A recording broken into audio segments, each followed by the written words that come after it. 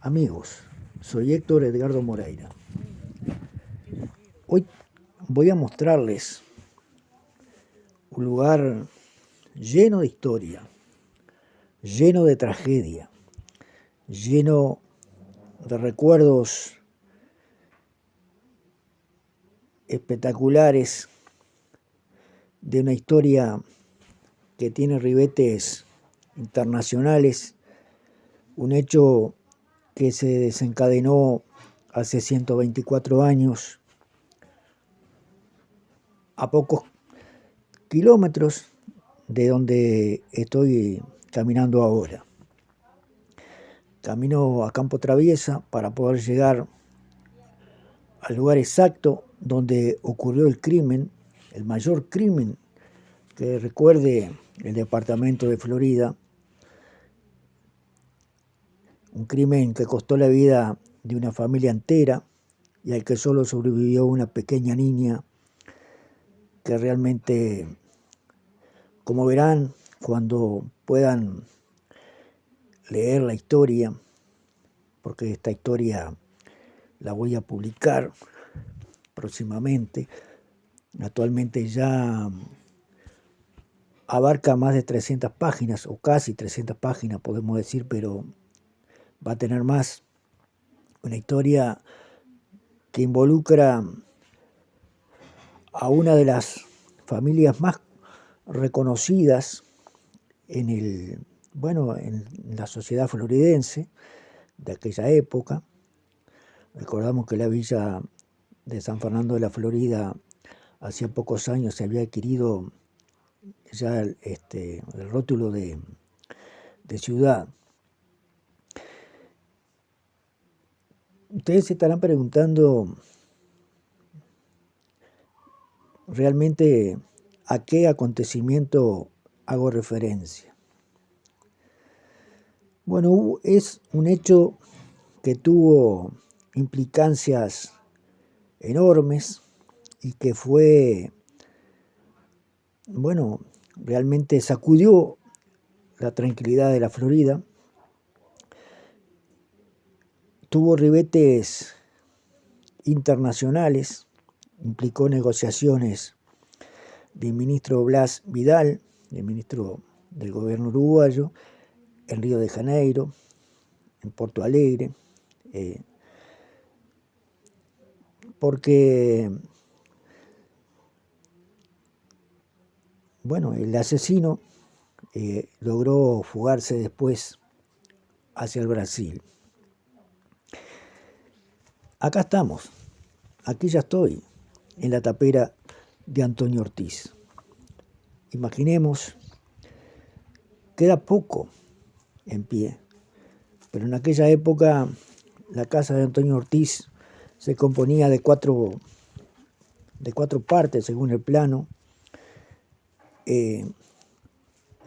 Un ambiente donde habían 3 dormitorios. En otro lugar estaba la cocina, separada en el medio del patio. Estaba 2 galpones y en el otro extremo estaba el comedor y otro dormitorio que era en donde descansaba el asesino. Yo voy a contar esta historia mediante unos versos que escribí hace pocos días en relación al crimen. Esto que voy a contar ahora sucedió en este lugar que ustedes están viendo. No es fácil recordar los episodios vividos cuando ya han transcurrido 120 años largos. Procuraré, sin embargo, refrescar en la memoria. Triste será esta historia, para muchos desconocida. Una tarde bien divina, al pago de San Jerónimo, junto al arroyo homónimo entre los cardos y espinas, el mismísimo Punta Fina llegó en un pampa manchado. Del durazno, el renegado se fumó como la neblina, Ortiz, sin preguntar, en su rancho lo recibió. Ni la familia presintió en él ansias de matar, y sin mucho vacilar, lo creyeron un hombre bueno. Malaya si era un trueno capaz de hacerlos temblar. Y a caballo y picaneando, Punta Fina iba al costado, mientras Ortiz, tumbado sobre la carreta observando, vio a lo lejos los ranchos. Para él, su mansión. Se le estremeció el corazón al pasar el paso ancho. Despacio y sin descarrilo, ya nada le pareció malo. La casa era un regalo, todo se veía tranquilo. Allí observó Punta Fina a la esposa y la cuñada, la niña llamada Sara, que sería la heroína de la tragedia maléfica que a la noche sucedió, que al pago estremeció y en el país se verifica. Punta Fina mató a Ortiz, a María y a Basilia, embravecido por la envidia de ver a todo feliz. Al terminar la cena de un puchero bien sabroso, Punta Fina, el tramposo, protagonizó la escena. Su traición la respalda la primer puñalada. A las víctimas acorraladas las hirió por la espalda. En lucha encarnizada tratando de sobrevivir, Antonio, ya por morir, corrió hacia la alambrada y al llegar a la portera cayeron entreverados. Ortiz, ya desarmado, imposible se repusiera. Guglielmetti, el doctor forense de la Florida, constató las 36 heridas que presentaba el varón. María, que defendía con su vida la del esposo, sucumbió cerca del pozo, 17 veces herida. Punta Fina, cauteloso, siniestra, mueca, esboza, viendo hermosa a la moza, la hiere grave, celoso. Basilia logró salir por la puertita del fondo, mas el frío le caló hondo al momento de morir. Morales el criminal, Morales el asesino, Morales sin el amigo, él mismo le dio el final. El caballo fue a buscar, volvió por el cojinillo, y al lado del espinillo con Sara se fue a topar.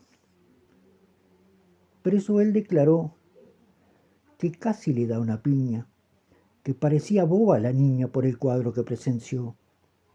Entonces él le mandó fuera a dar la noticia al vecino de su familia lo que en la noche pasó. Oscura estaba la noche, con miedo, dolor y espanto. Sara, sumida en el llanto, hizo de su valor derroche. Solita cumplió el pedido que le hiciera Punta Fina. La historia aquí se termina. Que la recuerde, le pido. Este es un resumen a través de un verso de la historia trágica de un crimen premeditado del que el asesino Ramón Morales, más conocido por Punta Fina,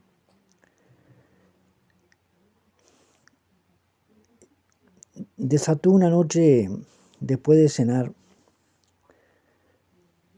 atacando a traición por la espalda, y como ustedes pudieron escuchar, más de 30 veces hirió a Antonio, 17 veces a la esposa María y 4 veces a la muchacha, a Basilia, de quien él dijo en declaraciones a la policía haber estado enamorado. Simplemente le perdonó la vida a la niña, que era ahijada de Antonio, ahijada de corazón, era sobrina de la esposa de Antonio, y pasaba con ellos algunas temporadas. Esta historia involucra a varias familias, todas reconocidas, de la Florida, como la familia Alvarenga, la familia Lalinde,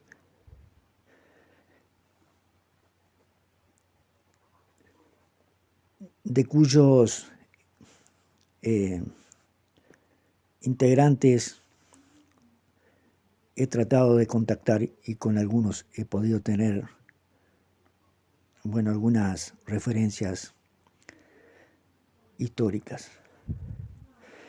El asesino, una vez consumado el crimen, escapó con rumbo a Polanco del G. Al llegar a Tomás de Cuadra, mata al caballo, lo degüella, y para despistar a la policía que lo perseguía, le cuerea las manchas en un acto realmente tenebroso, y mientras escapaba rumbo al Brasil, pasó noches y días escondido a monte, y él mismo declara que robaba ovejas para comer, y cuando las degollaba le parecía estar degollando a quienes habían sido sus víctimas. El doctor Guglielmetti puso en el informe forense, aparte de las puñaladas y que había atacado por la espalda, de que los había degollado, incluso los cortes indicaban que había querido desnucarlos. Punta Fina escapó al Brasil a pesar de la persecución que se le hizo, y cuando fue detenido no pudo ser extraditado porque venció el plazo de 30 días, y eso llevó a que el gobierno de nuestro país negociara con el Brasil algunos arreglos del tratado de extradición, pero no pudo ser. Punta Fina cometió un error, robó un caballo en Santana de Livramento e ingresó en territorio nacional, donde fue apresado por la policía y luego enviado por ferrocarril hacia Montevideo. Hubo quienes lo quisieron linchar en Paso de los Toros, en Durazno, en Florida, en la estación. La policía no podía contenerlos. Y cuando se le iba a aplicar la pena de muerte, porque era lo que correspondía en esa época, estamos hablando que en 1899, la partida de nacimiento dijo que era menor de edad y por lo tanto se le condenó a 30 años de penitenciaría. En realidad yo puedo demostrar que la partida de nacimiento fue falsificada y que Punta Fina en realidad debió ser fusilado por el crimen que había cometido. El motivo del crimen realmente tuvo